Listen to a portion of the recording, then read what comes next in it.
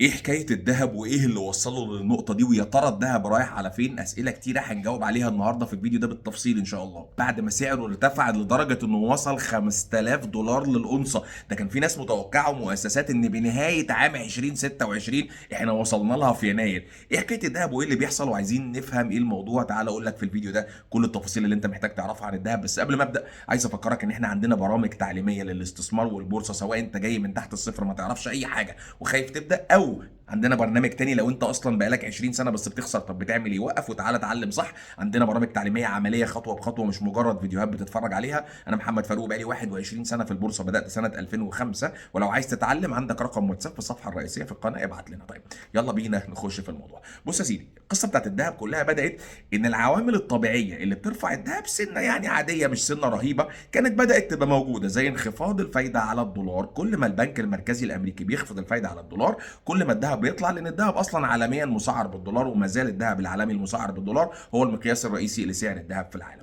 النقطه رقم اتنين، ان بدا سعر الدولار ينزل قصاد سله العملات الاخرى، وكل ما الدولار بينزل كل ما سعر الذهب بيطلع، لان الذهب اصلا مسعر بالدولار، فبالتالي في ما بينهم علاقه عكسيه، بيمشوا عكس بعض. دي عوامل عاديه كانت طبيعي انها تطلع الذهب، بس ما كانش معقول انها تطلع الذهب من 2000 مش عارف وكام و500 ولا 400 لحد 5000. النهارده كسرنا ال 5100 دولار للأونصة. لو انت مش عارف سعر الذهب العالمي متسعر بالأونصة، طب ايه الحكايه؟ ايه اللي بيحصل؟ قبل بس ما اكمل، عشان اي حد ممكن يطلع يقول اي حاجه، انا بقول لكم ان انا شاري ذهب من فبراير اللي فات، بقالي سنه شاريه ب 2400، يعني مكسبي فيه ما اعرفش بقى مع رقم كبير جدا. ايه الدليل؟ عايز تشوف بوستات بتواريخ قديمه هتلاقي جروب تعليمي في الصفحه الرئيسيه في القناه، في حاجات كتير قوي مش بحطها هنا، وفيها كل الادله اللي انت عايز تشوفها، وفيها معلومات تعليميه عن البورصه وعن الذهب وعن الفضه. يعني هتلاقي معلومات لطيفه سواء في البورصه المصريه او البورصه الامريكيه او اي بورصه في الدنيا او الاستثمار عامه. هتلاقي لينك الجروب في الصفحه الرئيسيه في القناه. طيب بعد ما العوامل دي كانت بتحصل، كان بقى دونالد ترامب بسياساته اللي مش واضحه. يعني ايه مش واضحه؟ يعني هو الراجل نفسه واضح لكن هو حركاته غير متوقعه، ممكن فجاه يقوم طالع متعصب عامل حاجه العالم كله يتفاجئ.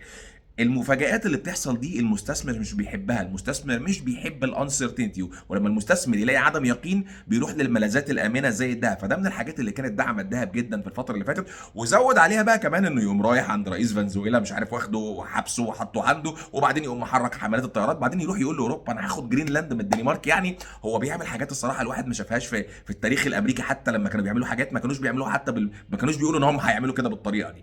وبعدين دلوقتي في مراكب حربيه حاملات طيارات رايحه ناحيه ايران، فهو يعني بيخلص حاجه يخش في اللي بعدها، فطبعا ده داعم الذهب. لكن العامل بقى اللي ورا الكواليس اللي هو في رايي العامل رقم واحد اللي هو السبب في ارتفاع الذهب فعلا، هو الديون المتلتله اللي بقت على الدوله الامريكيه، اللي وصلت مرحله غير مسبوقه. الدين الامريكي وصل ارقام مهوله، وبالتالي اصبح الدولار نفسه كعمله مهدده. هو مش هينقرض لكن اصبح الدولار مهدد بالضعف، لان الدوله اللي وراه بقت مكبله بديون ضخمه جدا. الناس مش عارفه الديون دي هيتم التعامل معاها ازاي، فبدات البنوك المركزيه بتاعه الدول، الموضوع بقى كبير، البنوك المركزيه بتاعه الدول تعمل دايفرسيفيكيشن اواي، دايفرسيفاي اواي، يعني بينوع بعيدا عن الحاجه اللي ممكن يكون قلقان منها. فبداوا يبعدوا عن الدولار ويروحوا يكوموا في الذهب، وهو ده من اكتر الحاجات اللي عامله الديماند. واللي يثبت لك كده ان لما يجي دونالد ترامب يقول لك مثلا انا هاخد جرينلاند وهعمل ويعمل ايه الجعجعه اللي بتحصل دي، يوم هوبا الذهب طالع، عشان طبعا ده توتر جيوسياسي.